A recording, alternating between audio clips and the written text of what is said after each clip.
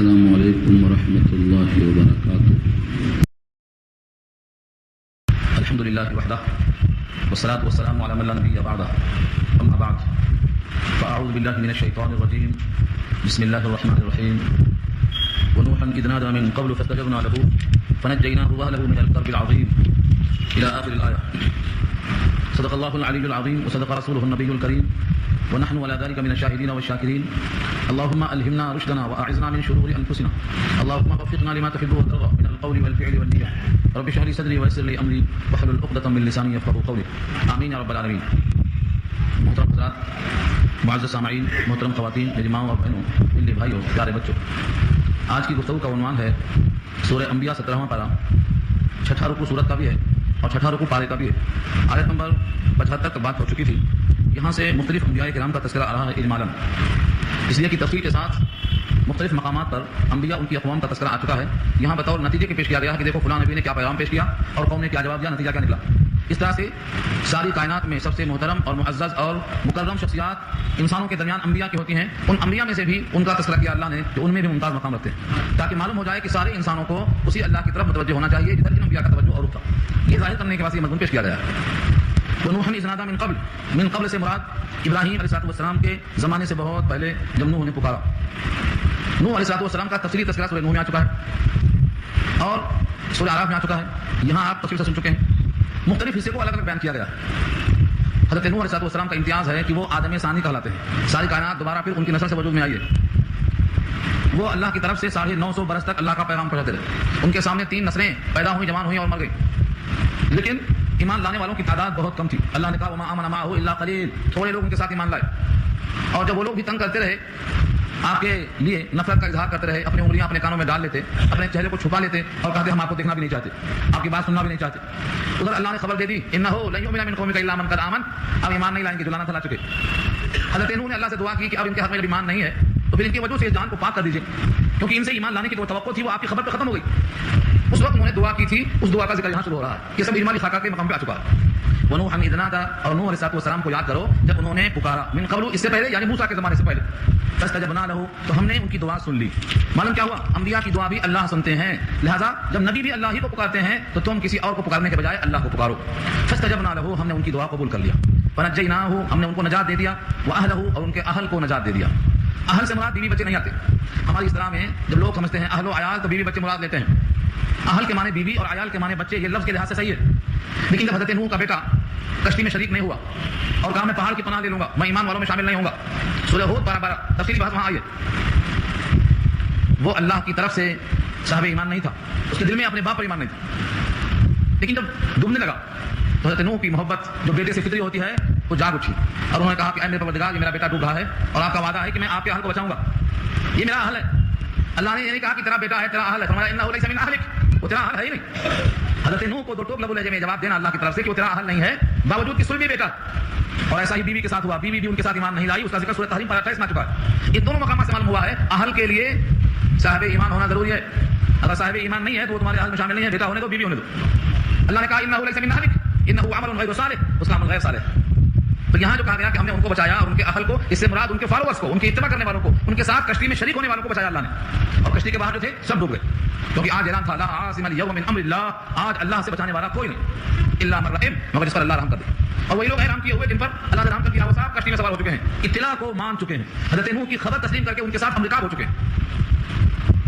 من الکرب العظیم، کرب اردو میں استعمال ہے، کرب و بلا، کربلا ہے، کرب و بلا اور کربلا، کرب کے معنی بے چینی اور عظیم اس کی صفت ہے، بہت بڑا کرب تھا، یعنی ساری کائنات ڈوب رہی تھی، ساری کائنات غرق ہو رہی تھی، کوئی بچانے والا نہیں تھا، سب کے سب اپنی فکر میں پڑے ہوئے تھے۔ اس بڑے کربناک منظر سے ہم نے ان کے اہل کو نجات دے دیا۔ ونصرناہ، اور ہم نے ان کی نصرت کی، مدد کی، من القوم الذین کذبوا بآیاتنا، اس قوم سے جنہوں نے جھٹلایا ہماری آیتوں کو۔ پوری قوم نے حضرت نوح کی تکذیب کیا اور وہ ہماری آیتیں پیش کرتے تھے، آیتوں کی تکذیب کیا، تو ایسی قوم سے ہم نے ان کو بچایا اور اس قوم کے مقابل میں ہم نے ان کی مدد کی۔ وہ قوم کیسی تھی، فرمایا انہم کانوا قوم سوء، بے شک وہ لوگ تھے ایسی قوم جس کی صفت کیا ہے، سوء کے معنی بری، سو سے بنا ہے سو، بری قوم تھی یہ۔ ان کی برائی کا تفصیلی تذکرہ سورہ اعراف میں آ چکا ہے کہ وہ لوگ کیا کیا کرتے تھے۔ ان تمام احوال کو یہاں اللہ نے اشاروں میں کہہ دیا کہ وہ بری قوم تھی نتیجے کے اعتبار سے، لہٰذا ہم نے کیا کیا، فاغرقناہم، ہم نے ان تمام کو غرق کر دیا، اجمعین، سب کے سب کو، سوائے کشتی میں رہنے والوں کے ہم نے کسی کو چھوڑا نہیں، سب کو ہم نے غرق کر دیا۔ یہ نتیجہ ہوا۔ حضرت نوح اللہ کا پیغام سنانے والے تھے، قوم کی وجہ سے اللہ تعالیٰ کی طرف متوجہ ہوئے کہ قوم تکذیب کر رہی ہے اور میں ان سے تھک گیا ہوں. سورۃ قمر میں تو فرمایا انی مغلوب فانتصر، ربی انی مغلوب فانتصر، اے اللہ میں تھک کے ہار چکا ہوں، میں تھکا چکا ہوں. مغلوب جس پر لوگ غالب آ چکے ہیں، فانتصر آپ ان سے انتقام لیجیے میری طرف سے، میں ان سے مقابلہ نہیں کر سکتا. یہ تو نصرہ مانے مدد کرنا اور انتصار مانے مدد میں انتقام میں اترنا. انتصار کہتے ہیں انتقام کے معنی میں، فانتصر کے معنی آپ ان سے انتقام لیجیے. جب اللہ تعالیٰ نے ان کی طرف سے پوری قوم کو غرق کر دیا، یہ ان کا انتقام تھا. خلاصہ کیا نکلا؟ ماننے والے کامیاب ہوتے ہیں اور انکار کرنے والے ناکام ہوتے ہیں. اس کے بعد دو پیغمبروں کا تذکرہ کیا جو بادشاہ بھی تھے، دنیا میں مغلوب نہیں تھے، غالب تھے. دنیا میں صرف بادشاہ نہیں تھے، نبی بھی تھے. صرف نبی نہیں تھے، بادشاہ بھی تھے. اور دونوں کے ساتھ اللہ نے ظاہری شان و شوکت بھی رکھی تھی. وَدَاوُودَ وَسُلَيْمَانَ إِذْ يَحْكُمَانِ فِي الْحَرْثِ إِذْ نَفَشَتْ فِيهِ غَنَمُ الْقَوْمِ وَكُنَّا لِحُكْمِهِمْ شَاهِدِينَ. داؤد علیہ الصلوۃ والسلام جن کو اللہ نے آتینا داؤد زبورا زبور دیا تھا. زبور ایسے ہی آسمانی کتابوں میں سے ایک ہے جسے قرآن، 4 بڑی کتابیں ہیں. داؤد کو زبور دی گئی اور عیسیٰ علیہ السلام کو انجیل دی گئی، حضرت موسیٰ علیہ السلام کو تورات دی گئی اور سید الانبیاء کو قرآن عطا کی گئی. تو یہ جو داؤد علیہ السلام ہیں ان کو اللہ نے زبور دیا تھا اور زبور کو ایسا پڑھتے تھے کہ ان کو اللہ تعالیٰ نے ظاہری شان و شوکت میں ایک آواز بھی ہے، آواز کا خوش لگنا. حالانکہ وہی رگیں، وہی پچھے، وہی خون، وہی اعصاب، لیکن آواز میں جو تلاطم ہے. جب وہ پڑھتے تھے قرآن زبور کو تو اللہ تعالیٰ نے ان کی آواز میں اتنا دلکشی رکھی تھی کہ پہاڑ بھی ان کی آواز میں آواز ملاتے تھے. پہاڑ یا جبال اوبی معہ والطیر، تو پہاڑ نیچے سے آواز ملاتے تھے اور سروں پر پرندوں کا جھنڈ جمع ہو کر وہ بھی آواز ملاتے تھے. ذکر بالجہر ہوتا تھا، اللہ کا چرچا ہوتا تھا اور بڑے شان کا مظاہرہ ہوتا تھا. جب بھی آپ پڑھتے تھے تو آپ کے ساتھ پہاڑ لگ جاتے تھے آواز نکالنے میں. لوگ سمجھتے ہیں پہاڑ میں کوئی حصہ حرکت نہیں ہوتی. ہاں، لوگ پہاڑوں کی پوجا چپے تھوڑی کرتے ہیں. لوگ تو پتھروں کو تراش کے خدا تسلیم کرتے ہیں اور ہم کہتے ہیں شعور نہیں، ان میں شعور ہے، پتھروں میں شعور ہے. اور یہ ہم کو سمجھ میں آئے یا نہ آئے، قرآن کا فیصلہ ہے. وَإِنَّ مِنَ الْحِجَارَةِ لَمَا يَتَفَجَّرُ مِنْهُ الْأَنْهَارُ وَإِنَّ مِنْهَا لَمَا يَشَقَّقُ فَيَخْرُجُ مِنْهُ الْمَاءُ وَإِنَّ مِنْهَا لَمَا يَهْبِطُ مِنْ خَشْيَةِ اللَّهِ. جب پہاڑوں میں سے باز گر جاتے ہیں اللہ کی خشیت سے، اللہ خود بیان کرتے ہیں، تو پہاڑوں کا پڑنا، پہاڑوں سے پانی کا نکلنا، پہاڑوں کا لڑھکنا، یہ ان کی دلیل ہے کہ ان میں شعور رکھا ہے، حیات رکھا ہے. ہاں، بامنو تو مردہ باہر زندان، بامنو تو مردہ، ہمارے تمہارے لیے تو مردہ نظر آتے ہیں. خاک و باد و آب و آتش، مردہ اند، بامنو تو مردہ باہر زندان. اس کا حکم ہوتا ہے تو پہاڑ آواز نکالتا ہے، پرندے آواز نکالتے ہیں. اللہ کا حکم ہوتا ہے. یہ معجزہ تھا اور معجزہ کہتے ہی اسی کو جو کسی سمجھ میں نہ آئے. عاجز کر دینے والے عمل کو معجزہ کہتے ہیں. پوری دنیا جس سے عاجز ہو وہ عمل معجزہ کہلاتا ہے کیونکہ وہ اللہ کا فعل ہے، اللہ قادر مطلق ہے. تو ایک ان کو ظاہری شوکت دی گئی تھی، زبور جب پڑھتے تھے تو پہاڑ آواز نکالتے تھے اور ان کے سروں پر والطیر محشورہ، پرندے جمع ہو کر کے آواز نکالتے تھے. وداؤد وسلیمان، اور سلیمان علیہ السلام کا ذکر کرو، یہ ان کے بیٹے ہیں، نبی بھی ہیں، بادشاہ بھی ہیں. اور ایسی بادشاہت اللہ نے پھر کسی کو نہیں دی ہے، نہ آئندہ ملنے والی ہے. آج کے بڑے بڑے بادشاہ مغرور بنے بیٹھے ہیں، چند سکوں پر اتنا اتراتے ہیں کہ اسلام کی شریعت سے، حدود سے نکل کر اپنے اسباب عیش میں لگے ہیں. تب تک رہے گا یہ عیش. دنیا والوں کو دکھانے کے لیے اللہ نے سلیمان کا نام پیش کیا ہے کہ جن کی حکومت ہواؤں پر ہے، جنات پر ہے، لیکن وہ سجدہ اللہ کو ہی کرتے ہیں. وہ روتے اللہ کے سامنے اور وہ اللہ کے سامنے عاجزی کرتے ہیں اور وہ مانگتے اللہ سے ہیں. 100 بیویاں لیکن ایک سے بھی اولاد نہیں ہوئی، اولاد اللہ سے مانگتے ہیں. انشاءاللہ کا ظہور ہو گیا تو 100 بیویوں میں سے ایک کو بھی اولاد نہیں ہوئی، صرف ایک کو آدھا بچہ پیدا ہوا. سورہ سواد 30 میں بات کر چکی ہے. تو داؤد کا ذکر کرو، بادشاہ ہیں، نبی ہیں. سلیمان کا ذکر کرو، بادشاہ ہیں، نبی ہیں. ایسی بادشاہت اس کائنات میں پھر کسی کو نہیں ملنے والی ہے کیونکہ ان کی دعا کا جز تھا رب هب لي ملكا لا ينبغي لاحد من بعدي انك انت الوهاب. اے میرے پروردگار مجھے ایسی سلطنت دے دے جو میرے بعد کسی کو مناسب نہ ہو. اور آپ دے سکتے ہیں، انك انت الوهاب، آپ دینے پر قادر ہیں، آپ بہت دینے والے ہیں. وہاب، بہت دینے والا. یہ دونوں پیغمبروں کا حال دو انداز سے پیش کیا اللہ. حضرت سلیمان کا واقعہ تفصیل سے سورہ نمل میں آیا ہے، تفصیل سے وہاں دیکھیے. کچھ حصہ سورہ سبا میں آیا ہے، وہاں بھی دیکھیے. یہ خلاصہ ہے، نتیجہ یہاں بیان کرنے کے لیے ان کا نام لیا گیا ہے، چند خصوصیات کو ذکر کیا گیا ہے. تفصیلی واقعہ یہاں بیان کرنا مقصد نہیں ہے. ایک مقدمہ آیا، 2 آدمی داخل ہوئے. حضرت داؤد بادشاہ پر ہیں، فیصلہ کرنے کو تیار ہیں.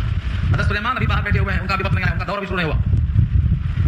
ایک آدمی آ کے کہتا ہے کہ میرے کھیت میں ان کی بکریاں رات میں آ کر رونق گئیں، پورا کھیت صاف کر دیا. اور ان کی بکریاں تھیں، انہیں بھی ساتھ تھا. انہیں کہا مجھے اپنے جانوروں کی اس غلطی کا اعتراف ہے، بکریاں میری تھیں، رونق گئیں، فیصلہ چاہیے. حساب لگایا تو جتنا کھیتی کا نقصان تھا بکریوں کی قیمت بھی شاید اتنا ہی تھی. تو انہوں نے کہا ٹھیک ہے، کھیت والے کا نقصان جتنا ہوا جتنا بکریوں کی قیمت ہے، لہٰذا بکریاں کھیت والے کو دے دی جائیں. فیصلہ ہو گیا. یہ فیصلہ اب تھا کیونکہ جتنا نقصان ہوا تھا اتنا تاوان واجب ہے. اب یہاں طویل بحث ہوگی، مگر میں جاؤں گا نہیں ادھر کہ فقہ حنفی کے مطابق کیا ہے، فقہ شافعی کے مطابق کیا ہے، اور دن میں روز جائیں تو کیا ہے، رات میں روز جائیں تو کیا ہے، چلواہا ساتھ رہے تو کیا ہے، چلواہا ساتھ نہ رہے تو کیا ہے. لمبی تفصیل ہے، مجھے آنے جانا ہے اس وقت کی بحث میں، اس لیے اس میں جاؤں گا تو گھنٹہ ختم ہو جائے گا.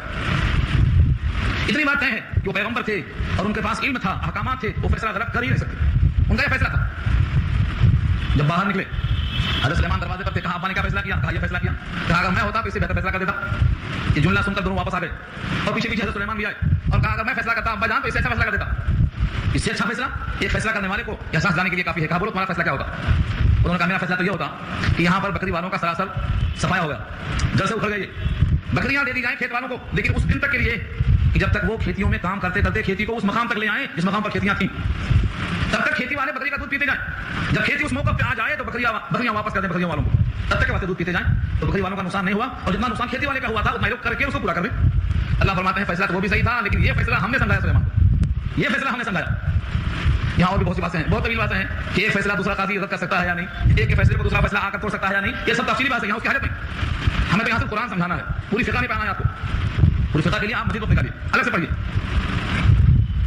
देखिए लफ्ज़ों को, दाऊद व सुलैमान, और दाऊद और सुलैमान के किस्से का तज़किरा कीजिए। इज़ यहकुमानी, जब दोनों फैसला कर रहे थे, फिल हर्स, खेती के बारे में। इज़, जब नफशत फीही गनमुल कौम, और उनकी बकरियां जब रौंद गई उनके खेत में, रातों रात। क्योंकि नफशत के माने मुतलक रोना नहीं, रात में रोकने को कहते हैं नफशत। रात में उनकी बकरियां गई और रोंद गई। वकुन्ना लिहुक्मिहिम शाहिदीन, और हम उनके फैसले का मुशाहिदा कर रहे थे। शाहिदीन, हम मुशाहिदा कर रहे थे कि क्या फैसला हो रहा है, दोनों का फैसला हम देख रहे थे। फफहमनाहा सुलैमान, हमने इस किस्से का सही फैसला सुलैमान को समझा दिया, समझ में उनके हमने डाल दिया। कभी कभी बेटे के मुकाबले में बाप का फैसला और बाप के मुकाबले में बेटे का फैसला हमारे बड़े बूढ़े सुनते ही नहीं, कहते नहीं तुम तो बेटा ही हो, तुम्हारी बात सही हो ही नहीं सकती। कभी कभी मान लेना चाहिए। कभी कभी ऐसा होता है, कम अकली के बावजूद, कम उम्री के बावजूद अल्लाह कोई बात दिल में डाल देते हैं। मशवरे का हुक्म यही हो सकता है। ये फैसला सुलेमान के बजाय दाऊद के ख्याल में आ सकता है, लेकिन अल्लाह फरमाते हैं हमने समझाया, बाबा हम नहा सुलेमान, हमने समझ दिया और फहम दिया और सही फैसला हमने दिया सुलेमान को। अगर कोई ये सोचे कि वो फैसला भी गलत था, नहीं, वो कुल्लन आतैना हुक्मा व इल्मा, और दोनों को हमने दिया था हुक्म भी और इल्म भी। इल्म से मुराद इल्म नबुवत, और हुक्म से मुराद अहकामात सल्तनत।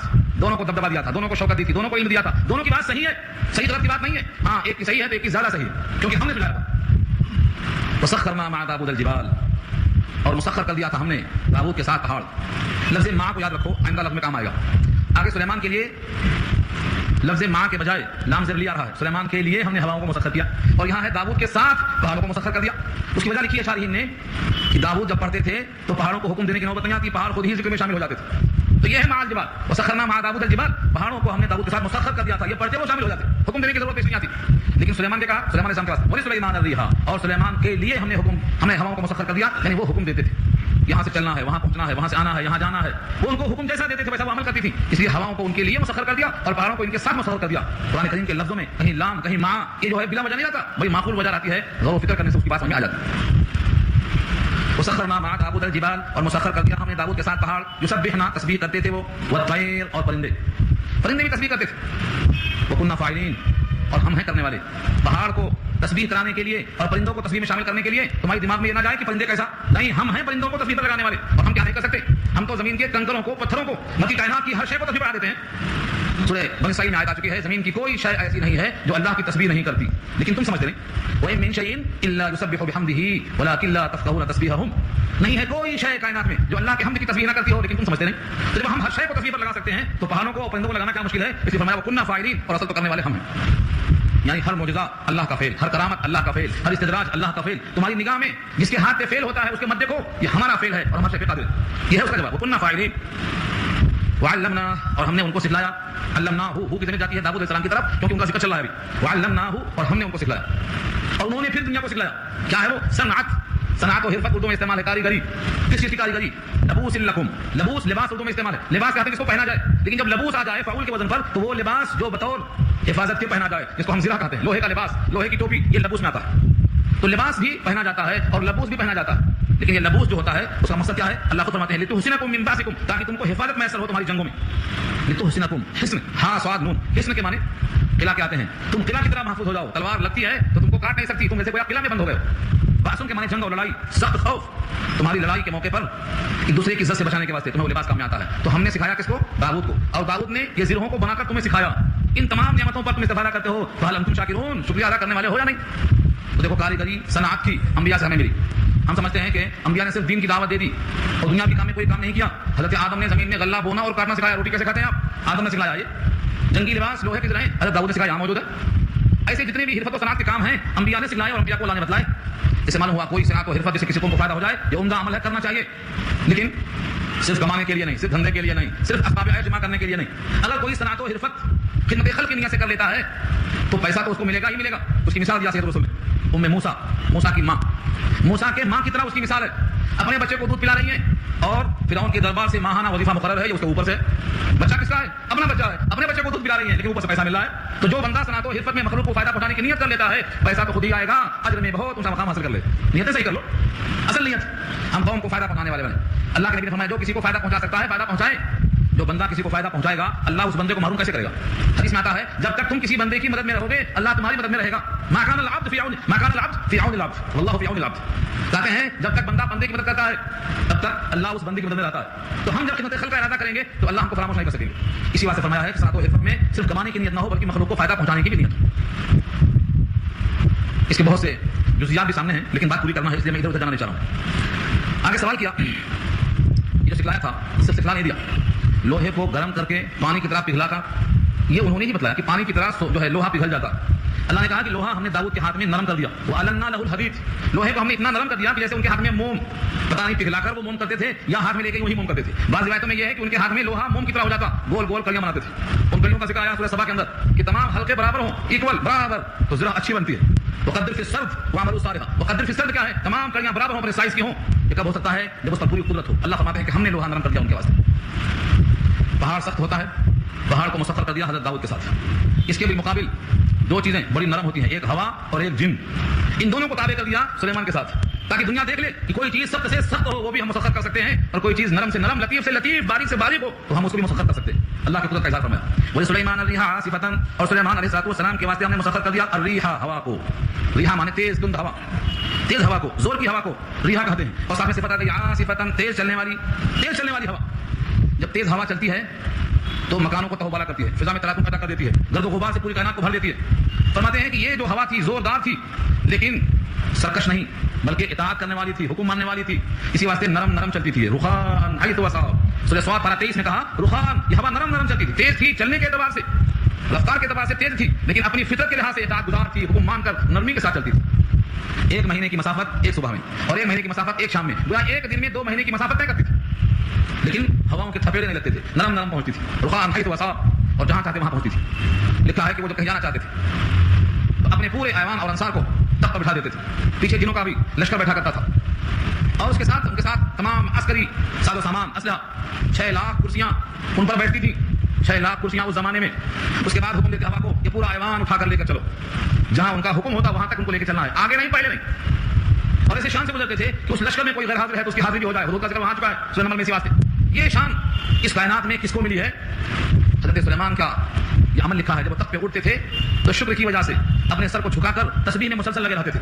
کیسا نہ ہو کسی بنا پر دماغ میں یہ تصور آ جائے کہ میں بھی کچھ ہوں میرا یہ عمل اللہ کو کہیں ناپسند نہ آ جائے. مسلسل سر جھکائے ہوئے تسبیح میں لگے رہا کرتے تھے. جیسے سید الانبیاء جب مکہ فتح ہوا تو اٹھنے پر سر جھکائے ہوئے تھے کہ فاتحانہ شان سے ہم داخل ہوتے ہیں کہیں لوگوں کو غرور نہ جائے. اتنا زیادہ تواضع کہ آپ کی پیشانی پر جو امامہ تھا امامے کا کونا لکھا ہے شارحین نے لکھا ہے کہ اونٹنے کی کوہام کے لگنے کے قریب ہو گیا تھا. اتنا تواضع. جب اللہ کسی بندے کو اٹھاتے ہیں تو اس بندے میں تواضع پیدا ہوتی ہے. جب سراہی بھر جاتی ہے تو اس کو جھکاتے ہیں تاکہ پانی نکلے اس میں سے. من تواضع رفعہ اللہ. جو بندہ جھکتا ہے اللہ اس کو اور بلند کرتے ہیں. اس بلندی کو اللہ تعالیٰ نے اس کے ساتھ جوڑ رکھا ہے. آج ہمارے پاس لوگ اتراتے اور گھمنڈ کرتے ہیں حالانکہ کچھ بھی رہتا نہیں کسی قسم کی کوئی شوکت نہیں. اور اس گھمنڈ کا نتیجہ یہ ہوتا ہے کہ اللہ اور پست کرتے ہیں. من تکبر وضعہ اللہ. جو تکبر کرے گا اللہ اس کو پست کر دیتے ہیں اور جو بندہ وضع خطا میں بردباری تحمل تواضع اختیار کرے گا اللہ اس کو اونچا لائیں گے ترنت ہیں. فرمایا کہ ہوا چلتی تھی تیز تیز لیکن نرم نرم. ہواؤں کے جھونکے تھپیڑے نہیں مارتے تھے بلکہ بہت نرمی سے گزرتے تھے. تجری بامرہ وہ حکم سے چلتی تھی. کس کے حکم سے؟ بامرہ سلیمان کے حکم سے. کہاں چلنا ہے کتنی دور جانا ہے اور کس مقام پر اترنا ہے جیسا آپ کا حکم ہوتا تھا وہ ہوا اس کے مطابق لے کے چلتی تھی. الی الارض التي بارکنا فیھا خاص طور سے اس شہر کی طرف اس زمین کی طرف برکت جس کو ہم نے خوب نوازا تھا برکتوں سے. بارکنا فیھا اس سے مراد ملک شام ہے. ملک شام کی برکت سورہ بنی اسرائیل پارہ 15 میں بھسا چکی ہے کہ اللہ نے وہاں انبیاء کرام کو کثرت سے بھیجا. مرفون بھی ہیں. اس مقام کو ظاہری زیب و زینت سے نوازا. ہریالی خوشحالی پھل پھول کثرت سے نوازا. اور آئندہ زمانے میں حضرت عیسیٰ علیہ السلام کا جو ورود ہوگا وہ بھی ملک شام کی دمشق کی جامع مسجد سے ہی ان کا ورود ہوگا. پھر امت کی قیادت ہوگی. یہ سب وہیں سے شروع ہونے والا ہے. تو اللہ نے ظاہری اور باطنی برکتوں سے نوازا تھا. یہ مراد ملک شام ہے. وَكُنَّا بِكُلِّ شَيْءٍ عَالِمِينَ اور ہم ہیں ہر چیز کو جاننے والے. ہم ہر چیز کو جاننے والے ہیں. ہم نے سلیمان کو کیا دیا ان کے دل میں کیا آیا اور ان کے دل میں ہمارے تعلق سے کیسی کیفیت ہے ہم سے کوئی چیز پوشیدہ نہیں ہے. ہم ہر چیز کو خوب جاننے والے ہیں. وَمِنَ الشَّيَاطِينِ ایک تو ہوا کو تابع کیا ذکر آ چکا اور فرمایا وَمِنَ الشَّيَاطِينِ شیاطین میں سے بھی. بہت سے لوگ سمجھتے ہیں کہ شیطان کوئی الگ مخلوق ہے. انسان اور جنات دو مخاطب ہیں. یا معاشر الجن والانس. انسان میں بھی مومن اور کافر ہوتے ہیں ایسے ہی جنوں میں بھی مومن اور کافر ہوتے ہیں. تو جو مومن تھے وہ تو نبی کی بات مانتے ہی ہیں ان کا تذکرہ کرنے کی حاجت نہیں.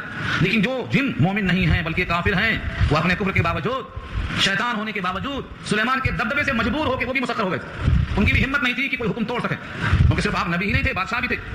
تو سرکش جن شیاطین یہ بھی ان کے سامنے تابع تھے اور یہ بھی حکم ماننے پہ مجبور تھے.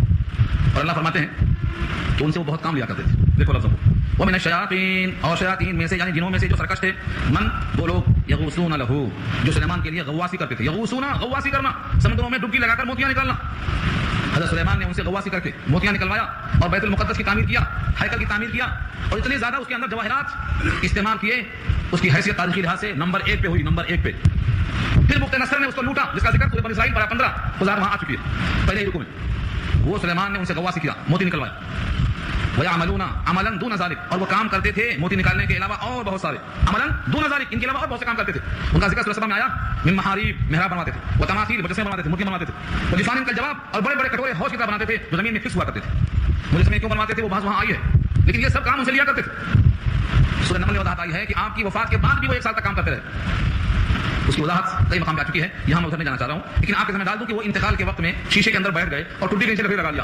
وہ سمجھے کہ یہ زندہ ہے، ہمت نہیں دروازہ کھول کے آئے اور کچھ پوچھ لیں اور کچھ بات کریں. انتقال ہوئے 1 سال گزر گیا اور کام جاری ہے. کام کرانے کے لیے انہوں نے ایسا استعمال کیا. جب گھن نے لکڑی کو کھا لیا، لکڑی ٹوٹ گئی، گر گئے. فلما خر تبینت الجن، تب جنوں کو معلوم ہوا کہ تو 1 سال ہو گیا مرے ہوئے اور ہم کام میں لگ رہے. اگر علم غیب ہوتا تو 1 سال پہلے کام کر کے بھاگ جاتے. وہ جنوں کو علم غیب نہیں ہے. اگر علم غیب ہوتا تو ما لبثوا فی عذاب مہین، ذلت آمیز کام میں کیوں لگے رہتے ہو. یہ پوری بات سورہ سبا میں دیکھیے آپ. سورہ سبا میں حصہ آیا ہے، سورہ نمل میں آیا ہے. آگے ٹکڑا ہے، وَكُنَّا لَهُمْ حَافِظِينَ، اور ہم ہیں ان کے محافظ. وَكُنَّا، اور ہم ہیں، لَهُمْ ان کے لیے، حافظین، سنبھالنے والے، حفاظت کرنے والے. یہ سرکش جن بڑے طاقتور ہوتے ہیں، انہوں نے حملہ کیوں نہیں کیا؟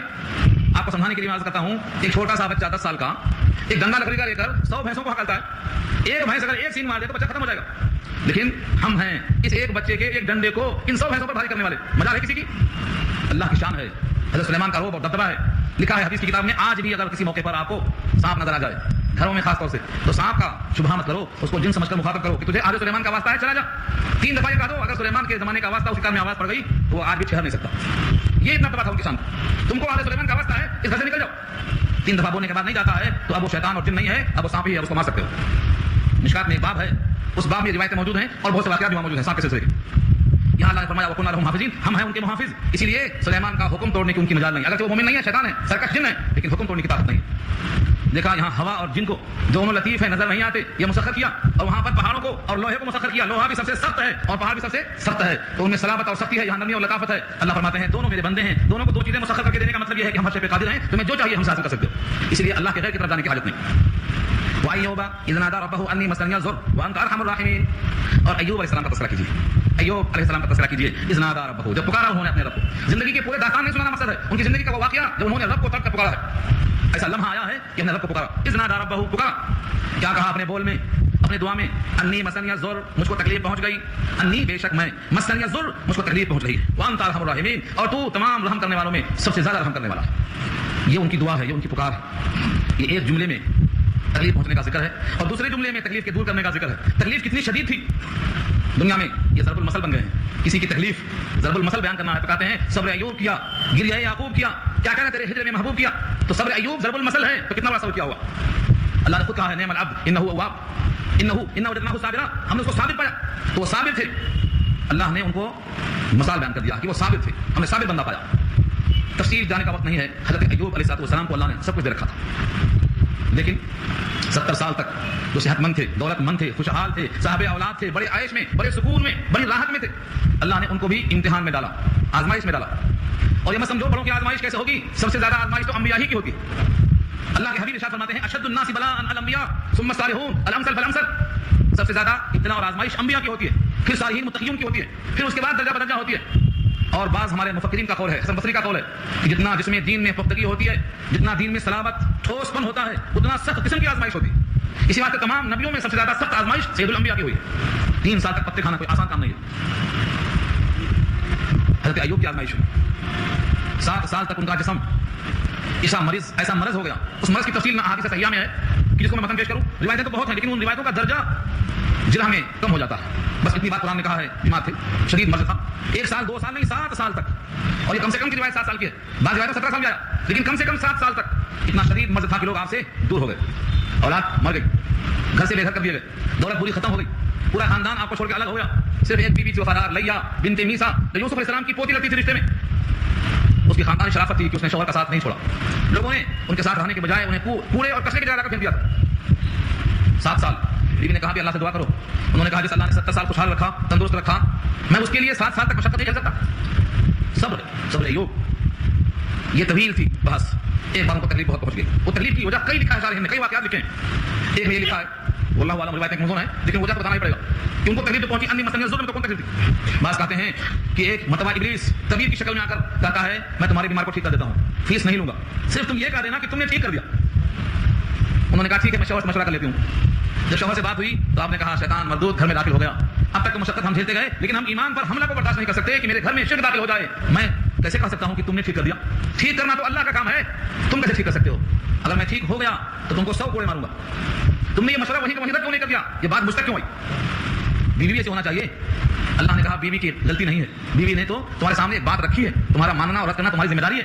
اگر تم ٹھیک ہو جاؤ تو بیوی کو مارنے کے لیے قسم کا کفارہ دینے کے لیے اللہ نے کچھ سکھلا دیا. 100 سیکیں ہاتھ میں لینا اور ایک بار اس کو مار دینا.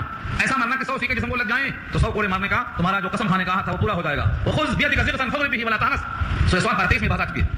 تو معلوم یہ ہوا اللہ تعالیٰ نے ان کی یہ فریاد کو سن لیا. انی مسنیہ ظلم, تب کچرے پر تھے, بیوی کہیں چلی گئی کچھ کمانے دھمانے, یعنی کسی کے پاس برتن وغیرہ ہو کر کچھ روٹی لے کر آئے, آ کر دیکھتی ہیں تو منظر تبدیل ہے. وہ آدمی اپنا ہے ہی نہیں. ادھر اللہ نے حکم دے دیا تھا کہ اپنے پاؤں کو زمین پر مارو. اللہ کی قدرت دیکھو, 7 سال تک جو مریض تھے ان کو اللہ نے کہیں بھیجا نہیں دواخانے, کہیں کسی کے پاس نہیں بھیجا, کہا جہاں بیٹھے ہو اپنے پاؤں کو زمین پہ مارو. جیسے زمزم نکلا تھا اسماعیل کے پاؤں کے مارنے سے, جبکہ وہ بہت کمزور تھے, وہ کمزور تھے بچپنے کی وجہ سے اور یہ کمزور تھے بیماری کی وجہ سے. صرف پاؤں مارو. اور کچھ بجلی کا ہاذا مغتسل بارد و شراب, پاؤں مارتے ہی وہاں پر ایک پانی کا چشمہ جاری ہو گیا. وہ مغسل بھی ہے اور مشرب بھی ہے, پینے کے واسطے بھی ہے اور نہانے کے واسطے بھی ہے. ہمارے ویسا نہیں ہے پانی ٹھنڈا اور یہ کھارا پانی ہے, یہ میٹھا پانی ہے. وہ تو مغسل بھی ہے, دھونے کی بھی ہے, پانی پینے کی بھی ہے, دھونے کے واسطے پیے نہائے بالکل نوجوان پہلے کی طرح شباب. اس کے بعد جنت کا لباس, جنت کا صحیح لباس پہن کر شباب کے عالم میں وہاں قریب میں بیٹھ گئے. اور بیوی آ کے ڈھونڈتی ہے تو کوئی ان سے پوچھتی ہے میرا ایوب کہاں ہے, کبھی دیکھا تم نے؟ انہوں نے کہا میں ایوب ہوں. کہا مذاق مت کرو, میرا بیمار تھا, جسم ایسا تھا, کہیں کتے تو نہیں پھاڑ گئے اس کو؟ غم زدہ ہو کر پوچھتی ہیں. وہ کہتے ہیں غور سے دیکھو میں ایوب ہوں, دعا میری سن لی اللہ. یہاں اشارہ اسی کی طرف, وانت ارحم الراحمین, اور آپ سب سے زیادہ رحم کرنے والے ہیں. اللہ نے رحم کر دیا. فاستجبنا له, ہم نے ان کی دعا کو قبول کر لیا. فاستجبنا له, ان کی دعا ہم نے قبول کر لیا ہے. یہ ترغیب ہے, تم بھی تو کچھ کہو, تمہاری بھی سننے کو ہم تیار ہیں. یہ اشارہ ہے. فاستجبنا له فكشفنا ما به من ضر, تو دور کر دیا ہم نے جو ان کے ساتھ تکلیف تھی, جو تکلیف تھی جسمانی روحانی, سب دور کر دیا اللہ نے. وآتیناہ اہلہ, اور دے دیا ہم نے ان کے اہل کو, جو اہل مر گئے تھے زندہ کر دیا. 7 بیٹے 7 بیٹیاں, 7 کو زندہ کر دیا اللہ نے. اور فرمایا ومثلہم معہم, اور انہی کے برابر ان کے ساتھ اضافہ دے دیا. اور لے لو, بعض کہتے ہیں 7 بچے 7 بچیاں پھر پیدا ہوئے, ایک قول ہے. دوسرا قول یہ ہے کہ نہیں, ان 7 بیٹے اور 7 بیٹیوں کے جو بچے ہوئے, یعنی بیٹے کے بیٹے جس کو ہم پوتا کہتے ہیں, یہ بھی تو بیٹا ہی ہے, یہ ہے مثلہم معہم. تو اللہ نے ان کو بیٹے بھی دیے اور بیٹوں کے بیٹے بھی دیے. رحمتا من عندنا, یہ رحمت ہے ہماری طرف سے, یہ رحمت ہے ہماری طرف سے. یہ ترغیب ہے کہ کوئی یہ نہ سمجھے کہ فلاں بندہ مستحق, یہ ہماری طرف سے رحمت ہے. اور ہم رحمت جس پر چاہے نازل کر سکتے ہیں, ہم اس میں مختار کل ہیں. وذکر للعابدین, اور یہ نصیحت ہے عبادت کرنے والوں کے لیے. قیامت تک جتنے عبادت کرنے والے ہیں ان تمام کو نصیحت ہے کہ جب کبھی رحمت کی ضرورت ہو تو اللہ کو مخاطب کرنا. واسماعیل وادریس وذا الکفل کل من الصابرین, اور اسماعیل علیہ السلام ادریس علیہ السلام وذا الکفل, اور ذا الکفل کا تذکرہ کیجیے. اسماعیل علیہ السلام کا ذکر سورہ صافات میں تفصیل سے آ چکا ہے. ادریس علیہ السلام کا ذکر بھی تفصیل سے اگرچہ نہیں آیا ہے لیکن اجمالا سورہ مریم میں آ چکا ہے. اب ہیں ذا الکفل. ذا الکفل نبی تھے یا صالح اور نیک بندے تھے, نبی کے خلیفہ تھے یا پہلے خلیفہ تھے, بعد میں نبوت بھی مل گئی. اس میں کئی اقوال ہیں لیکن تذکرے میں انبیاء کے ساتھ ذکر کیا ہے اس بات کی غمازی کرتا ہے کہ وہ اگر نبی نہ بھی ہوں تو کم سے کم نبیوں کے درمیان قابل ذکر تو ہیں اللہ کی نگاہ میں. تو ذا الکفل کون ہے؟ ذا الکفل حضرت عیسیٰ علیہ السلام ایک پیغمبر تھے. ان کے بڑھاپے میں ان کو احساس ہوا کہ میں اپنے کام کو کسی نیک اور صالح کے حوالے کر دوں تاکہ میں نگرانی کروں اور وہ کام کرے. محفل میں کھڑے ہو کر پوچھتے ہیں کہ میری 3 شرطیں ہیں. جو شخص صائم النہار اور قائم اللیل ہو اور کبھی غصہ نہ کرتا ہو, یہ 3 شرطیں کسی کے پاس ہیں تو میں اس کو اپنا خلیفہ بنانا چاہتا ہوں. ایک شخص کھڑا ہوا جس کی ظاہری حالت دیکھ کر وہ شاید مطمئن نہیں ہوئے, محفل برخاست ہو گئی, کسی کو خلافت نہیں دی. پھر کچھ دن کے بعد وہی اعلان کیا, وہی آدمی پھر کھڑا ہوا, کہا تم صائم النہار ہو, دن میں ہمیشہ روزہ, اور قائم اللیل, رات میں ہمیشہ قیام. صرف دن میں قیلولہ کرتے تھے. قیلولہ کہتے ہیں دوپہر میں کھانے کے بعد تھوڑی دیر سو جانا. تو قیلولہ کرتے تھے, رات بھر اللہ کی بندگی کرتے, کھڑے ہو کر اللہ کو یاد کرتے, دن میں روزہ رکھتے اور کبھی غصہ نہیں آتا. تو میں نے کہا الحمدللہ یہ تینوں باتیں میں عمل کر رہا ہوں. حضرت عیسیٰ نے کہا ان کو ہم خلافت دے دیں گے. ابلیس کو خبر مچی, اس نے کہا کچھ ایسا کرو کہ خلیفہ نہ بن سکیں, کیونکہ اس کا تو پروگرام یہی ہے آدم کی اولاد جنت نہ جائے میرے ساتھ جائے. ہر پارٹی چاہتی ہے کہ میرے ساتھ تو زیادہ ہوں. تمام شیاطین نے کہا ذا الکفل کو بھٹکانا ہمارے بس کی بات نہیں ہے. ابلیس نے کہا اچھا جانے دو, یہ کام میں کر لیتا ہوں, یہ کام میں کر لیتا ہوں. دن میں روزہ ہیں تو آ نہیں سکتے, رات میں اللہ کی بندگی کرتے ہیں وہ چھوڑ نہیں سکتے. اب ایک ہی چیز ہے کہ غصہ دلا دو, وہ تو آسان معاملہ ہے. ذا الکفل کا طویل قصہ میں ذکر نہیں کرنا چاہتا ہوں, پورا کرنا چاہ رہا ہوں میں. تفصیل کیا ہے؟ جب قیلولہ کا وقت آیا تو دستک ہوئی. کون؟ تو کہتے ہیں کہ میں بوڑھا مظلوم فریاد دے کر حاضر ہوں. فون دروازہ کھول دیا, بوڑھا بیچارہ بوڑھے کی شکل میں آیا اور کہتا ہے ایک لمبی داستان شروع کیا, میرا پڑوسی ویسا, میرا پڑوسی ایسا. اتنا طویل داستان کہ سونے کا ٹائم ختم ہو گیا, نہیں سونے دیا. اور آپ سے کہا کہ دیکھو تمہاری فریاد سننے کا وقت, جب میں بیٹھتا ہوں عدالت میں وہاں آؤ, دن میں فیصلہ ہو جائے گا تمہارے ساتھ. مگر جب وقت آیا تو آیا ہی نہیں. دوسرے دن پھر سونے کا وقت آیا, پھر پھٹکا مارا, کیونکہ نیند جب نہیں ملتی آدمی کو تو آدمی چڑچڑا ہو جاتا. ان سے کہا کہ تم کو میں نے کہا تھا کہ وقت آ جانا، تم پھر اسی ٹائم پر آئے، کہا میں کیا کروں؟ وہ لوگ جو میرے دشمن ہیں اتنے مکار ہیں کہ دیکھ لیا تمہارے پاس میں آ گیا، سمجھ گئے فیصلہ میرے ہاتھ میں ہو جائے گا، تو کہنے لگے کہ وہاں مت جاؤ، تمہارا تم کو ہم دے دیں گے، راضی ہو گئے۔ جب تم عدالت سے اٹھ گئے تو پھر مکر گئے، اس میں جانا پڑا۔ اچھا ٹھیک ہے، کل آنا عدالت میں۔ 2 دن گزر گئے، تیسری دفعہ انہوں نے اپنے گھر والوں سے کہا کہ دیکھو دروازے پہ قفل لگا دو، کسی کو دستک دینے مت دو، یہ ٹائم میرے آرام کا۔ دستک دینے کو آتے بڑا حاضر ہوا، لوگوں نے پکڑ لیا، وہ دروازہ کو بند دیکھا، روشن دان سے اندر آ گیا، دروازہ پیٹنے لگ گیا۔ ذوالقفل نے کہا کہ میاں تم آئے کیسا، دروازہ بند ہے؟ سمجھ گئے کہ یہ تو وہی ہے کہ دروازہ بند ہونے پہ آ سکتا ہے۔ اچھا تو تم ابلیس ہیں، تمہارا کیا پروگرام ہے؟ اس نے کہا میں روزہ کھلا سکتا نہیں، رات کا قیام چھڑا سکتا نہیں، سوچا غصہ دلا دوں، مگر تم کو تو غصہ اس کو بھی نہیں آیا کہ 3 دن کا جو تم کھانے کا موقع نہیں ملا۔ تو جتنا زیادہ انہوں نے اپنے عہد کو پورا کیا تو ان کا نام ذوالقفل پڑ گیا، کیونکہ قفل کے معنی آتے ہیں، کفیل کبھی سنا آپ نے؟ کفیل کس کو بولتے ہیں؟ کفیل کہتے ہیں جو کسی کا ضامن ہو، کسی کا ذمہ دار ہو، تو ذوالقفل کے معنی جو اپنے عہد کا، اپنے قول کا، اپنے وعدے کا پابند ہو، تو یہ ذوالقفل ہیں۔ اللہ نے ان کا بھی تذکرہ فرمایا اور کہا کل من الصابرین، یہ سب کے سب صبر کرنے والے ہیں۔ اسماعیل کا صبر ذبح ہونے کو تیار، سب کو معلوم ہے۔ ادریس کا صبر تفصیلی بات میں آ چکی ہے کہ اللہ تعالیٰ نے پوری قوم کی اذیت کو دور کرنے کے واسطے ان کو اٹھا لیا، ورفعناہ مکانا علیہ۔ اور ذوالقفل کا صبر کہ نیند نہ ملنے کے بعد بھی غصہ نہیں آیا، چڑچڑاپن نہیں آیا، سب کے سب میرے صابرین میں سے۔ وادخلناہم فی رحمتنا، اور داخل کر دیا ہم نے ان تمام کو ہماری رحمت میں۔ انہم من الصالحین، بے شک وہ لوگ صالحین میں سے ہیں، کمال صلاحیت رکھنے والوں میں سے۔ اس کے بعد وذنون، ذنون نون کے معنی مچھلی، کہیں فرمایا صاحب الحوت، حوت کے معنی مچھلی، صاحب الحوت مچھلی والے، اور ذنون مچھلی والے۔ ان کا ذکر اللہ نے سورہ یونس میں تفصیل سے کیا ہے، یہاں صرف نام لیا ہے اور 2 آیتوں میں، ایک میں ان کا سوال، ایک میں جواب پیش کیا کہ دیکھو انہوں نے بھی ہم کو ہی پکارا، یہ سارے کے سارے انبیاء نے اللہ کو پکارا، تم کدھر جا رہے ہو، تم کس کو پکار رہے ہو؟ وذنون اور مچھلی والے پیغمبر یعنی یونس علیہ السلام کا تذکرہ کیجیے۔ اذ ذهب، جب وہ چلے مغاضبا، غضبناک ہو کر، اپنی قوم سے غصہ ہو کر چلے۔ تفصیلی بات یونس میں دیکھ لینا، میں صرف اشارہ کر دیتا ہوں یہاں۔ قوم نے آپ کی بات نہیں مانی، ایمان قبول نہیں کیا، تو آپ نے کہا تم پر 3 دن میں عذاب آئے گا، 3 دن میں عذاب آئے گا۔ ذالک وعد غیر مکذوب، یہ ایسا وعدہ ہے جو جھٹلایا نہیں جا سکے گا۔ اور یہ کہا کر اس آبادی سے ہٹ گئے۔ قوم نے کہا اگر یونس علیہ السلام نکل گئے، آبادی سے باہر چلے گئے تو یقیناً عذاب آئے گا۔ اور بعض روایتوں میں ہے کہ عذاب کے آثار آ گئے، بادل چھا گیا، دھواں آ گیا، پوری آفاق آسمانی پر گہرے بادل دکھائی دیے، پوری قوم رونے لگی، ماؤں کو بچوں سے الگ کر دیا گیا، گایوں کو بچوں سے الگ کر دیا گیا، چیخو پکار شروع ہو گئی۔ ان کی رونے کی حالت دیکھ کر اللہ کا عذاب ٹل گیا۔ یونس علیہ السلام کی قوم میں یہ چرچا تھا اگر کسی کی بات جھوٹی ثابت ہو جائے تو اس کو لوگ قتل کر دیا کرتے تھے۔ انہوں نے کہا تھا 3 دن میں عذاب آئے گا، اور خبر ملی کہ عذاب ٹل گیا۔ یہ پتہ نہیں کہ پوری قوم توبہ کر کے ایمان میں داخل ہو گئی، اللہ کے حکم آنے سے پہلے اپنی قوم میں واپس آنے کے بجائے کسی اور مقام پر چلے جانے کا فیصلہ کر لیا۔ کسی مقام پر چلا جانا کوئی غلطی نہیں، لیکن انتظار وہی کرنے کے بجائے چلے جانا خلاف اولا تھا۔ اور جو مقامات بلند رکھتے ہیں ان کی ادنا سی اجتہادی سطح پر عتاب نازل ہو جاتا ہے کہ ہمارا حکم آنے سے پہلے بستی کو کون چھوڑ دیا۔ چل پڑے، اتفاق سے جہاں جانے لگے، راستے میں سمندر آیا، کشتی میں بیٹھ گئے، کشتی رک گئی، کشتی کا رکنا، کشتی کا بھرنا۔ لوگوں نے کہا ایک آدمی زیادہ ہے، انہوں نے کہا کہ مجھے دریا میں ڈال دو، کہا نہیں، نیک آدمی کو نہیں ڈال سکتے، چہرہ جانا پہچانا نیک دکھائی دے رہا، کیونکہ تقویٰ پرہیزگاری چہرے سے نظر آتی۔ قرآن اندازی ہوئی، لیکن قرآن میں بھی ان کا نام آیا، 1 بار 2 بار 3 بار، فساهم فكان من المزهرين، بار بار آپ ہی کا نام آیا، اپنے آپ کو خدا دیا۔ اللہ کا حکم ہوا، مچھلی تیار تھی منہ کھولے ہوئے، اللہ نے کہا تیری غذا نہیں ہے، کچھ دنوں کے واسطے تیرا پیٹ ان کے واسطے تعذیب کے لیے، تنبیہ کے واسطے ایک قید خانہ ہے۔ جیسے کوئی اپنے بیٹے کو تنبیہ کرتا ہے، مارتا ہے، تو یہ ماں تعذیب نہیں ہے، تعذیب ہے، ادب سکھانا ہے کہ ہمارے حکم سے پہلے کہیں جانے کے بجائے حکم کا انتظار کرنا چاہیے۔ مچھلی نے منہ کھولا، اس میں آپ داخل ہو گئے، جب اندر پہنچے تو آواز کنکریوں سے آئی، تسبیح کی احساس ہوا، تسبیح پڑھنے لگے، لا الہ الا انت سبحانک انی کنت من الظالمین۔ قرآن کا بیان ہے اگر وہ تسبیح نہ پڑھ لیتے للبث فی بطنہ الی یوم یبعثون، تو اٹھائے جانے کے دن تک مچھلی کے پیٹ میں رہتا، لیکن تسبیح کا اثر ایسا ہوا کہ مچھلی کے اندر گھر میں آئی، خدا کا حکم آیا، اسے لا کر باہر چھوڑ دیا، فنبذناہ فی العراء وهو سقیم، بیمار ہو گئے گرمی کی حدت کی وجہ سے، لیکن روم کا بھی ضائع نہیں ہوا تھا۔ کدو کی بیل تیار کر دیا اللہ نے، جنگلی بکری آئی، دودھ کا انتظام کر دیا اللہ نے۔ یہ تمام کا اشارہ ہے ان دونوں آیتوں میں۔ وظنون اذ ذهب مغاضبا، اور مچھلی والے پیغمبر جب چلے غصہ ہو کر اپنی قوم سے، فظن، بس گمان کیا، ان لن نقدر علیہ، کہ ہم ان پر تنگی نہ کریں گے۔ نقدرہ میں 3 باتوں کا امکان ہے، اگر آپ کہیں کہ گمان کیا کہ وہ ہم ان پر قادر نہیں ہوں گے تو یہ تو بات غلط ہوگی، انبیاء ایسا گمان کر ہی نہیں سکتے کہ اللہ ہم پر قادر نہیں ہوں گے، یہ تو عام انسان بھی گمان نہیں کر سکتا۔ یہاں پر قدرہ قدرت سے نہیں ہے، بلکہ قدرہ یہاں پر قدر سے، اور قدر کے معنی آتے ہیں تنگ کرنا۔ ان اللہ یبسط الرزق لمن یشاء ویقدر، یہ یقدر کیا ہے؟ بسطا کی ضد ہے، تنگ کرنا۔ ان کے خیال میں یہ تھا کہ اللہ تعالیٰ بغیر حکم کے چلے جانے پر ہم پر تنگی نہیں کریں گے، اور ہم جہاں جانا وہاں جا سکتے ہیں۔ اس گمان کے مطابق وہاں سے وہ چل پڑے۔ فنادى فی الظلمات، پکارا تاریکیوں میں، لا الہ الا انت سبحانک، یہ کہ نہیں کوئی معبود مگر آپ ہی، سبحانک پاک ہے آپ کی ذات، انی کنت من الظالمین، بے شک میں ہوں ظالمین میں سے، یعنی قصور والوں میں سے۔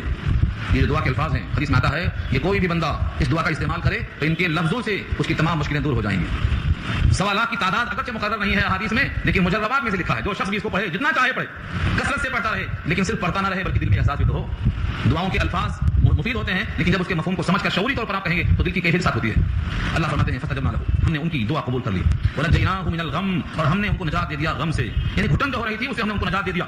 اور آپ یہ مت سمجھو کہ صرف ان کے واسطے ہے، وکذالک ننجی المؤمنین، اور ایسا ہی ہم نجات دیا کرتے ہیں اور نجات دیا کرتے رہیں گے تمام ایمان والوں کو۔ یہ ننجی جمع متکلم کا صیغہ ہے مضارع کا، ایسا ہی نجات دیتے ہیں اور آئندہ دیتے رہیں گے۔ جو بندہ اپنے گناہوں پر نادم ہوگا، شرمندہ ہوگا، آئندہ سے اللہ سے تعلق مضبوط کرنا چاہے گا، ہم ایسا ہی صلہ دیا کرتے ہیں، ایسا ہی غموں سے اس کو نجات دیا کرتے ہیں۔ زکریا اور تذکرہ کرو زکریا علیہ السلام کا، اذ نادى ربہ، جب پکارا انہوں نے اپنے رب کو، ربی لا تذرنی فردا، اے میرے رب مجھ کو مت چھوڑ اکیلا۔ فردا مانے اکیلا، 100 برس کا ہو گیا، بڑھاپا سر سے ظاہر ہو گیا، ہڈیوں کے گوندے جسے بڑھاپے کا ظہور ہو گیا، واشتعل الرأس شیبا، سورہ مریم میں بحث آ چکی ہے، اتنا بوڑھا ہو گیا، میرے بڑھاپے مجھے سارا چاہیے، ایک اولاد چاہیے۔ اللہ تعالیٰ نے ان کو دکھلایا کہ ان کے پاس جو مریم ہیں بغیر موسم کے پھل ان کو مل رہا ہے، تو ان کو احساس ہوا بغیر موسم کے پھل دینے والا اس پر قادر ہے کہ بغیر موسم کے زکریا کو اولاد دے دے۔ بڑھاپے میں اولاد مل سکتی ہے، دعا کر بیٹھے اور کہنے لگے وانت خیر الوارثین، آپ تو ہیں بہترین وارث، یعنی بیٹا نہ بھی ہو تو آپ تو وارث ہیں، ساری کائنات کے وارث آپ ہیں، ہماری نگاہ آپ پر ہے، لیکن میں چاہتا یہ ہوں کہ مجھے ایک اولاد دے دے، لیکن صالحین میں سے ہو۔ فاستجبنا له، ہم نے ان کی دعا قبول کر لیا، ووهبنا له یحییٰ، اور ہم نے ان کو عطا کر دیا یحییٰ۔ یحییٰ ان کا نام اللہ نے خود رکھا، بیٹا پیدا ہوگا اور بیٹے کا نام یحییٰ ہوگا، یحییٰ کا نام اللہ نے خود رکھا۔ واصلحنا له زوجہ، اور درست کر دیا ہم نے ان کے واسطے ان کی بیوی کے باج پن کو، 100 برس کے یہ تھے اور بیوی بھی باج تھی، اولاد نہیں تھی، ہم نے ان کے باج پن کو ٹھیک کر دیا، ان سے یہ اولاد پیدا ہوئی۔ انہم کانوا یسارعون فی الخیرات ویدعوننا رغبا ورہبا وکانوا لنا خاشعین۔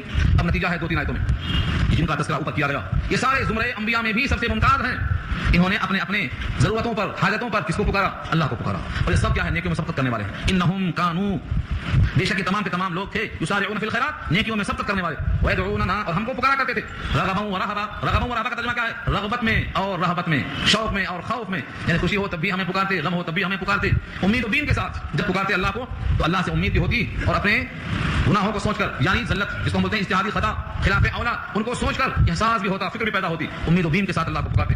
وکانوا لنا خاشعین، اور تھے وہ ہمارے سامنے دب کر رہنے والے، خاشعین خشوع سے، اور خشاع کے معنی جھکنا اور دبنا، یہ سارے کے سارے انبیاء کرام ہمارے سامنے دب کر جھک کر ہمارے حکم کو پورا کرنے والے تھے۔ آخر میں جن کا ذکر آیا ہے ان کے ساتھ ایک خاتون کا ذکر کیا ہے، بی بی مریم کا، واللتی احسنت فرجہا، اور وہ عورت جس نے اپنی شرمگاہ کو محفوظ رکھا، اپنے ناموس کو محفوظ رکھا، مردوں سے، نکاح کے ذریعے سے بھی اور نکاح کے بغیر بھی، دونوں صورتوں میں مردوں سے اپنے آپ کو بتا کے رکھا، دور رکھا۔ فنفخنا فیہا من روحنا، تو ہم نے پھونک مارا ان میں ہماری طرف سے، یعنی جبریل کے توسط سے پھونک مارا، اور ان کے اندر اللہ نے حمل قرار دے دیا۔ وجعلناها وابنها، اور ہم نے ان کو اور ان کے بیٹے کو، یعنی عیسیٰ کو، مریم کو اور عیسیٰ ابن مریم کو، دونوں کو کیا کر دیا؟ آیۃ، نشانی بنایا، للعالمین، سارے جہان کے لیے، کہ بغیر شوہر کے اولاد ہو سکتی ہے۔ ان مثل عیسیٰ عند اللہ کمثل آدم، جس طرح آدم کو نہ ماں تھے نہ باپ، ایسے اللہ نے عیسیٰ کو بغیر باپ کے پیدا کر دیا ہے، یہ اللہ کی شان ہے۔ ان تمام کا نام لے کر اللہ فرماتے ہیں ان هذه امتکم امۃ واحدہ، بے شک یہ تمہاری امت ایک ہی امت ہے، دنیا جہان والوں کے لیے یہ سب کے سب ایک ہی امت ہے۔ بظاہر لگتا ہے کہ یہ سب الگ ہیں، نہیں، یہ سب کے سب اللہ کی طرف رجوع ہونے والے ہیں، توحید میں، رسالت میں، آخرت میں، سب ایک ہیں، ایک ہی ملت، ایک ہی ملت ہے، یہ اصول کے اعتبار سے ایک ہی امت ہے۔ وانا ربکم، اور میں تمہارا پروردگار ہوں، فاعبدون، میری ہی عبادت کرو۔ خلاصہ کیا نکلا؟ ان تمام نے اللہ کو رب مانا ہے، تم بھی اللہ ہی کو رب مانو، ان سب نے اللہ کی بندگی کی ہے، تم بھی اللہ کی بندگی کرو۔ لیکن لوگوں کا حال کیا ہو گیا؟ وتقطعوا امرهم بینہم، تقطعوا، ٹکڑے ٹکڑے ہو گئے، گروہوں میں بٹ گئے، 73 فرقے ہو گئے، بلا معلومات کی بھی بات کر رہے ہیں، تقطعوا، ٹکڑے ٹکڑے ہو گئے، امرهم بینہم، ان کے معاملات آپس میں الگ الگ ہو گئے، دین کے معاملات میں سب ٹکڑے ٹکڑے ہو گئے۔ اللہ فرماتے ہیں ٹکڑے ٹکڑے ہونے والوں ایک بات یاد رکھ لو، کل الینا راجعون، سب کے سب ہمارے ہی پاس آنے والے، حساب تو میں ہی لوں گا، تم بندگی کسی کی کر لو لیکن آنا میرے پاس ہے، رجوع میرے پاس ہونا ہے، اس لیے بہتر یہ ہے کہ تمام انبیاء کی نقل کر لو، ان سب نے اللہ کو پکارا ہے، تم بھی اللہ کو پکار لو، آپس کے باہمی جھگڑوں کو، بلا معلومات کی جو تمام بحثیں ہوتی ہیں، ان تمام کو ختم کر کے ایک اللہ کے بندے بن جاؤ اور ایک اللہ کے پکارنے والے بن جاؤ، اور اللہ کے پاس جب حاضر ہو تو تم اللہ کے پاس اجر حاصل کرنے والے، مقام پانے والے بن جاؤ، اور ہمارے پاس کوئی امتیاز نہیں ہوگا کہ وہ فلاں کا بیٹا ہے، وہ فلاں کی بیٹی ہے، وہ فلاں کی بیوی ہے، ہمارے پاس تو ایک دستور ہے، دستور وہ یہ ہے جو عمل صالح کرے گا بحالت ایمان ہم اس کی قدر کرنے کو تیار ہیں۔ یہ رکوع انشاءاللہ آئندہ آئے گا، دعا کر لیجیے۔